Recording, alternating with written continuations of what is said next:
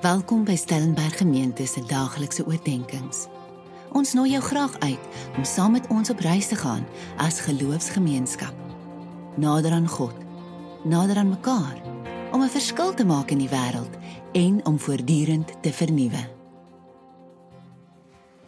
Dit is Maandag 28 April en ek het onlangs die geleentheid gehad om op reis te gaan en die Kumano-Kodo pelgrimstog in Japan te stap. Die pelgrimstog is 'n spirituele reis wat mense in Japan al vir duisende jare stap en meer onlangs mense van reg oor die wêreld, van verskillende kulture, tale en selfs gelowe. Op hierdie reis het ek weer op 'n besonderse manier bewus geword van God se teenwoordigheid in my lewe, waar ook al ek gaan. Ons is ook in Paastyd, waar ons opnuut die lewe as disippels van die opgestane Here Jesus Christus ontdek. Hierdie week reis ons saam met die gedagte van saam met God op reis wees as disippels van Christus. Ons begin vandag by die verhaal van die Emmausgangers in Lukas 24 vers 15. Terwyl hulle so praat en bespiegel, kom Jesus self nader en loop saam met hulle. Die Emmausgangers was op pad huis toe, moedeloos na Jesus se kruisdood. Hulle het nie besef dat hy self langs hulle loop nie. Eers later toe Jesus aan tafel die brood breek, besef hulle wie Jesus is. Hierdie verhaal van die Emmausgangers openbaar iets wat vir ons almal waar is. Ons ontmoet vir Christus op ons pad en Christus stap saam met ons.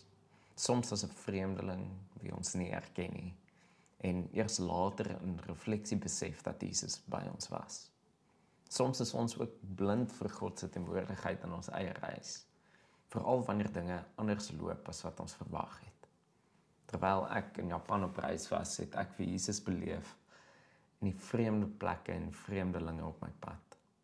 Soos by Emmaus het hy hom geopenbaar in die vreemdelings gasvryheid, in die stilte van die bergpaaie en in skoonheid van die natuur en argitektuur, en in my eie vermoeidheid toe ek hom nodig gehad het. Reis vandag verder saam met hierdie gedagte.